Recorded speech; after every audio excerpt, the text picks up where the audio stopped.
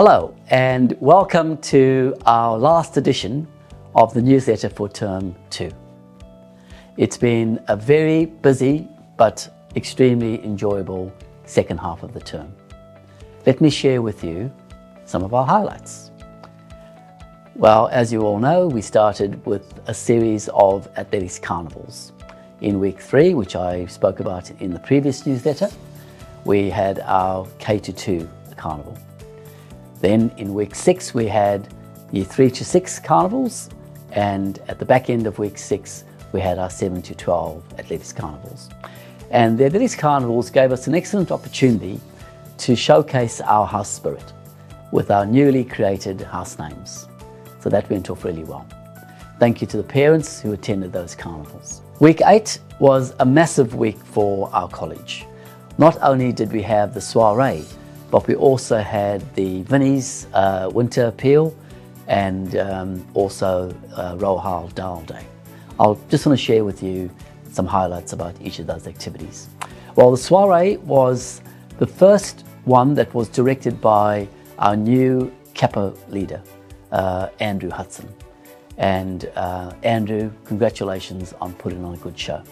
I do remember you speaking to our community, Andrew, at the soiree about having a cabaret at the end of the year. Wow, a cabaret. From a soiree to a cabaret. How good. And congratulations to all the students who showcased their musical talents and drama skills on the night. We also had our Vinnie's Winter Sleep Out.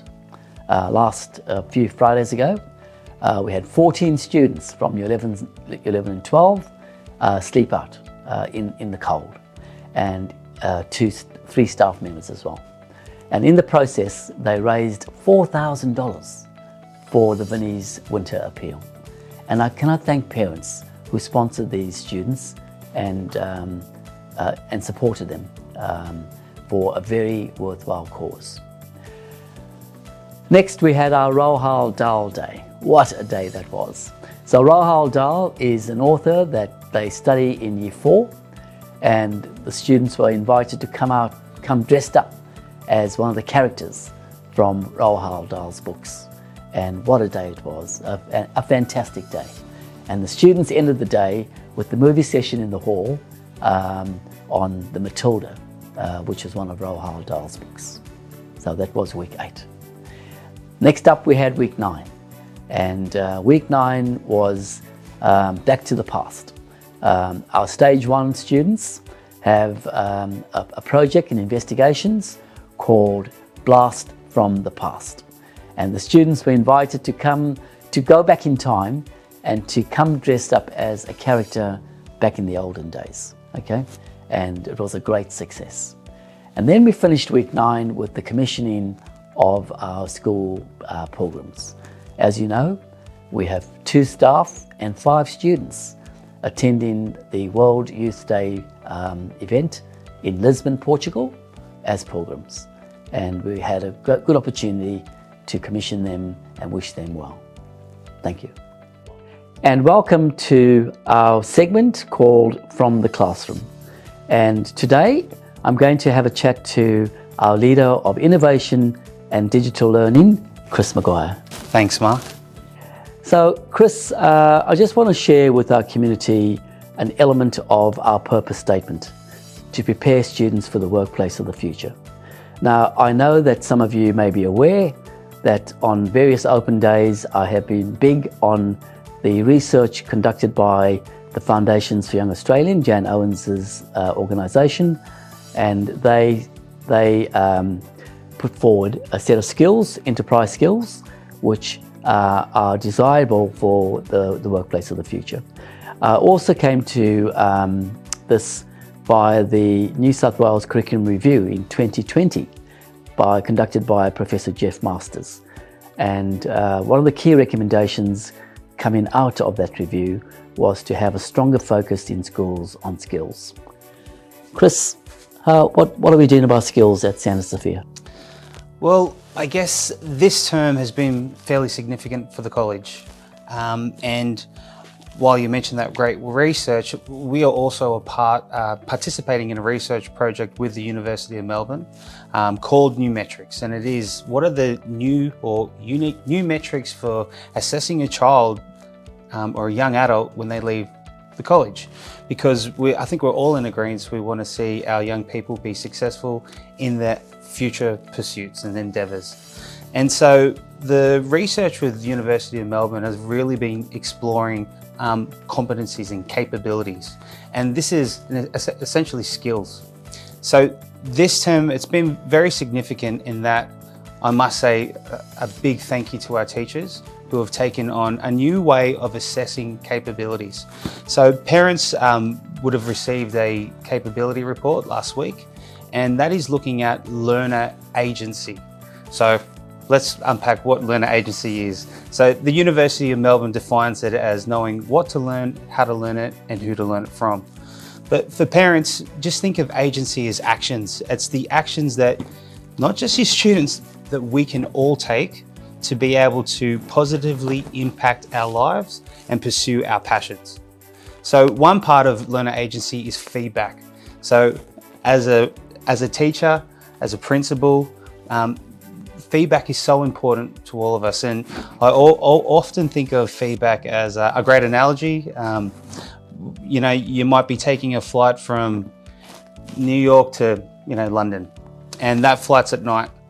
And if you're not constantly checking on the direction of that plane, you could easily go off track.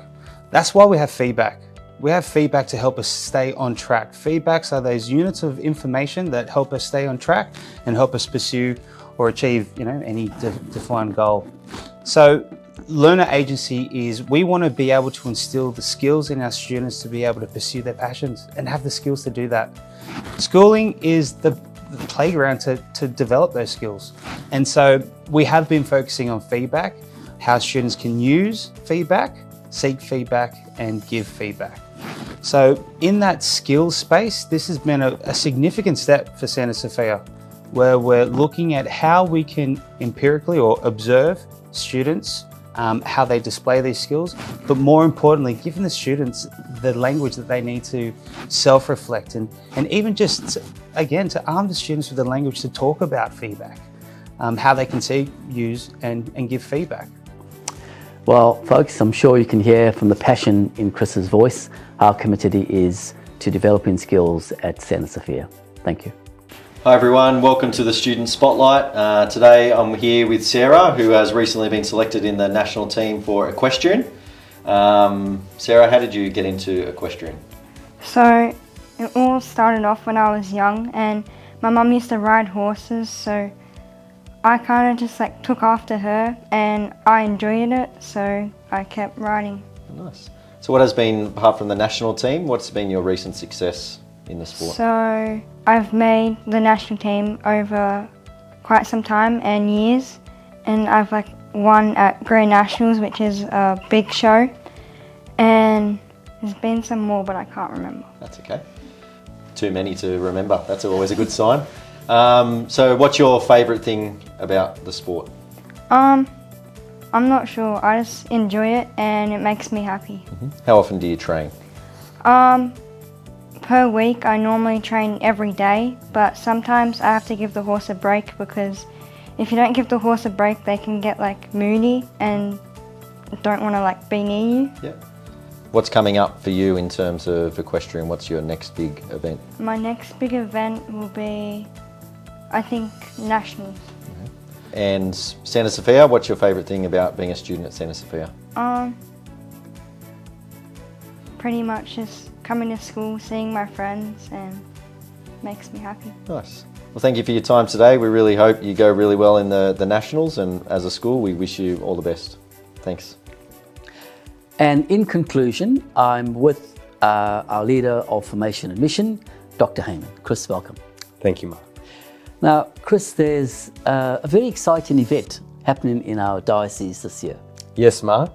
The Diocese of Parramatta will be hosting a synod from the 12th to the 15th of October. A synod? What's a synod? So a synod's a very important event and process where priests, religious and laity come together to discuss important matters regarding the life and mission of the Church to assist the Bishop for the renewal of the diocese.